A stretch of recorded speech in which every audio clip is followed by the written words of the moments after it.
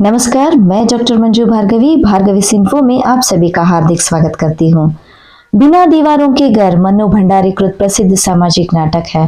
प्रस्तुत नाटक के पात्रों द्वारा समाज में हो रहे पारिवारिक समस्याओं का सहज चित्रण किया गया है।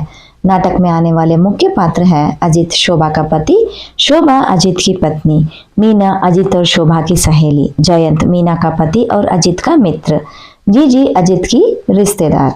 नाटक के गौण पात्र है बंसी, नौकर, डॉक्टर, सेठ संपतलाल, शुक्ला, श्रीमती शुक्ला, चावला, श्रीमती चावला, चौधरी और श्रीमती चौधरी। नाटक के मुख्य पात्र अजित पढ़ा लिखा दफ्तर में काम करने वाला एक पात्र है, जिसके लिए कुछ सीमित दोस्तों का समूह है। उनमें से जयंत उसका निकट है। अजित की शादी शोभा से होती है। शोभा भी अजित के जैसे ही मध्यम वर्गीय परिवार की लड़की है। वह मैट्रिक पास की थी जब उसकी शादी हुई थी। शादी होने के बाद अजित हुई शोभा को आगे पढ़ाता है, उसे एमए करवाता है। जयंत के मार्गदर्शन से शोभा कॉलेज की प्राध्यापिका बन जाती है। शोभा घर और कॉलेज दोनों भी संभाल रही है। जयंत और मीना की शादी होने के बाद दोनों में अंडरस्टैंडिंग न होने के कारण दूर हो जाते हैं। उन दोनों के लिए एक बच्चा भी रहता है। दोनों के मन में गौरव तो है ही, पर दूरियां भी साथ में होती है। अजित के काम में वह खुश नहीं है, कारण उसे दफ्तर में सम्मान नहीं मिल रहा होता है।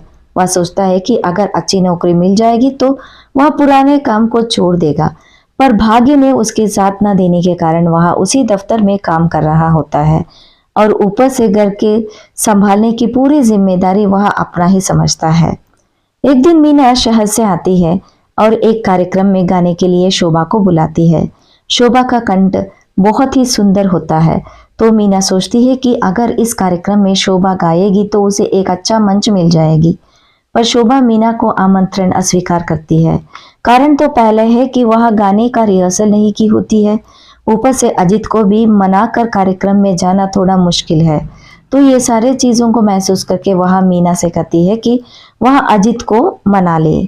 तब मीना बताती है कि वह अजित को मनाने का पूरा प्रयास करती है। तब शोभा कहती है कि अजित को पता नहीं होना है कि शोभा मीना के कहने पर अजित को मना रही है। तो मीना वहां से चली जाती है। मीना के जाने के बाद शोभा पति से यह बात प्रस्ताव करती है। तब तक मीना का कॉल आता है और मीना अजित को मना लेती है।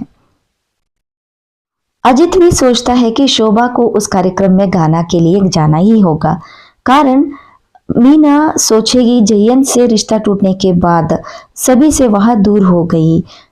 अजित और शोभा भी उसे दूर कर लिए, इसीलिए अजित भी मान जाता है कि शोभा को गाने के लिए जाना ही होगा। मीना बताती है कि कार्यक्रम में अजित को भी जरूर आना है और शोभा को एनकरेज करना है। अजित भी वादा करता है कि वह जरूर आएगा। पर दूसरे दिन शोभा गाने की रिहर्सल करके तैयार है और जीजी भी बच्ची को संभाल रही है। तो कार्यक्रम में जाने के लिए अजित का इंतजार हो रहा है, पर अजित समय पर नहीं आता है।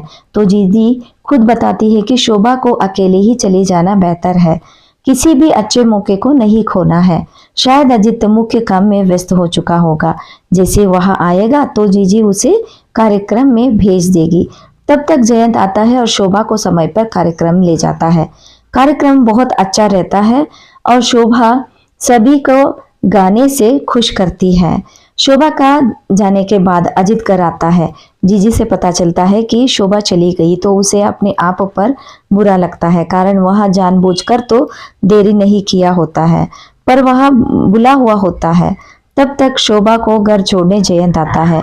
दोनों को साथ में देखकर अजित थोड़ा अव्यवस्थित होता है, पर कुछ नहीं बोल पाता है। जयंत शोभा की तारीफ करता है और वहां से चला जाता है। जयंत के जाने के बाद शोभा और अजित के बीच थोड़ा वाद शुरू हो जाता है। दूसरे दिन जयंत एक महिला कॉलेज में शोभा के लिए प्रिंसिपल का काम ढूंढकर लाया हुआ होता है और शोभा को मनाता है कि कॉलेज का मैनेजमेंट को वह जानता है, शोभा की सिफारिश कर देगा।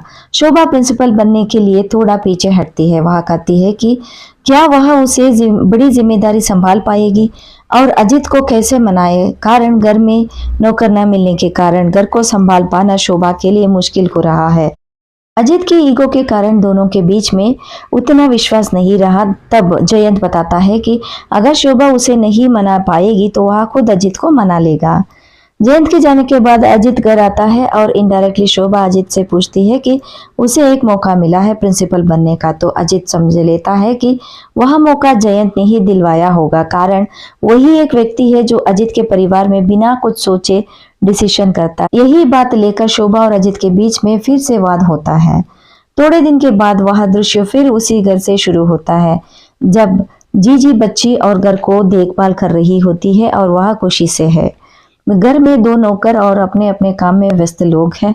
शोभा प्रिंसिपल बन चुकी है। घर में हमेशा कॉलेज को लेकर कुछ ना कुछ इशू सॉल्व करने के लिए स्टाफ्स के साथ शोभा मीटिंग करती रहती है। ये सारा मामला अजित को पसंद नहीं आता है। वह चाहता है कि शोभा सिर्फ परिवार और बच्चों को संभाले।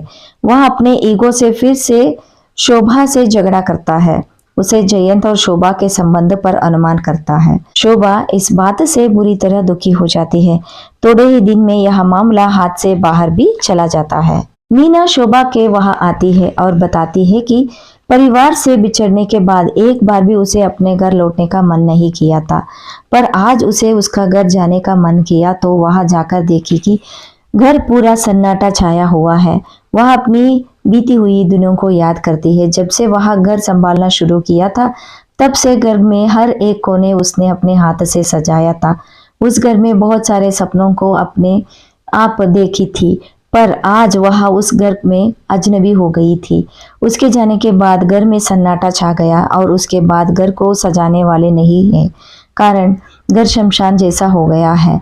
घर की उस हालत को देखने के बाद वह दुखित होकर शोभा के वहां आती है और उसके मन में हो रहे दुख को व्यक्त करती है, पर अब कुछ नहीं किया जा सकता, कारण पति पत्नी एक दूसरे से बिछड़ गए हैं। दोनों के बिछड़ने के कारण या आपस के ईगो जैसे वे दोनों मानने के लिए तैयार नहीं थे।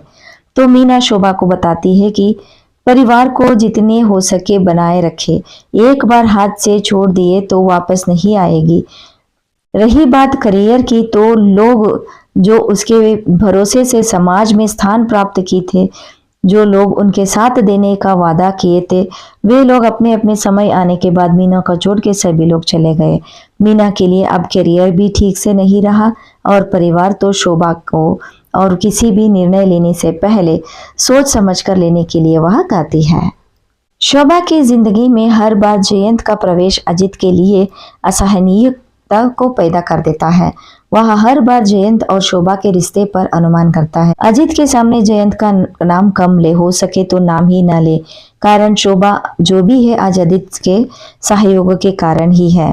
जयंत तो सिर्फ सिफारिश है और मार्गदर्शन देता है। अगर जयंत का मार्गदर्शन से शोभा को चलना अजित को पसंद नहीं है तो उस रिश्ते को दूर रखना ही सही है।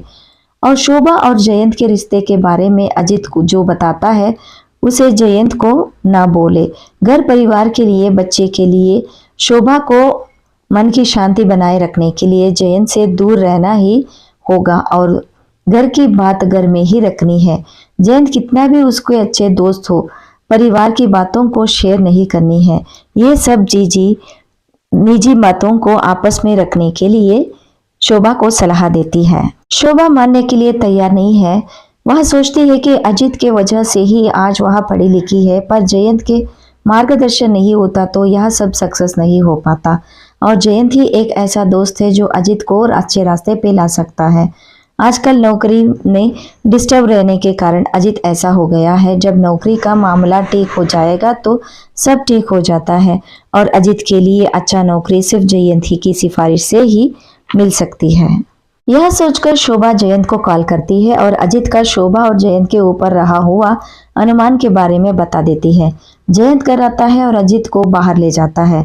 दोनों के बीच में बहुत कुछ बातचीत होती है। मामला सुलझने के बगैर और भी बिगड़ जाता है। थोड़े ही दिन में अजित को नौकरी मिल जाती है। जीजी सोचती है कि अजित की नई नौकरी मिलने की खुशी और शोभा को बढ़ोतरी मिलने की खुशी को मनाने के लिए घर में कुछ मेहमानों को बुला ले, जिससे घर में खुशी भी आ जाएगी और पति पत्नी के बीच की दूरियां भी दूर हो सकती है। तो वह अजित और शोभा के निकट दोस्तों को, परिवार को दावत में बुलाती है और साथ में जयंत को भी। घर में उसे सभी मेहमान शोभा को जयंत की प्रशंसा करते हैं और उससे मामला और भी बिगड़ जाता है। एक दिन शोभा घर छोड़कर चली जाती है। वह होटल में रहना शुरू करती है। उसे समझाने के लिए कॉलेज मैनेजमेंट और जयंत भी प्रयास करते हैं, पर प्रयास फल नहीं देता है। अजीत शोभा के इस बदलाव से और भी बिगड़ जाता है। बच्ची बीमार पड़ जाती है तो जीजी जयंत को कॉल करके शोभा को घर बुलाती है। शोभा भी जयंत की बात मानकर घर आती है और बच्ची की देखभाल करती है। शोभा का घर वापस आना अजीत के लिए कोई असर नहीं पड़ता है, कारण उसे लगता है कि शोभा बच्ची का देखभाल करने के लिए जिम्मेदारी से नहीं आई है, सिर्फ जयंत के कहने से वह आई है। शोभा एक्सपेक्ट करती है कि अजीत उसे रोक, पर अजीत ऐसा नहीं करता, तो वह कहती है कि घर से वह हमेशा के लिए जाने वाली है और बच्ची को भी साथ ले जाने वाली है, पर अजीत मानने के लिए तैयार नहीं होता है। वह शोभा को रहने के लिए भी नहीं कहता है और बच्ची को उसे साथ ले जाने के लिए नहीं देता है। शोभा बताती है कि अजीत की नई नौकरी जयंत की सिफारिश से ही मिली है। तब अजीत वहां मानने के लिए भी तैयार नहीं होता है, कारण अजीत का कहना है कि उसके लिए जो भी नौकरी मिला है वह उसके परिश्रम से, न कि जयंत की सिफारिश से। शोभा घर छोड़कर चली जाती है। जाने से पहले घर को आखिरी बार देखती है और बच्ची की फोटो के सामने थोड़ी देर खड़ी होकर देखती रहती है और फिर वहां से निकल जाती है। यहीं पर नाटक की समाप्ति होती है। धन्यवाद।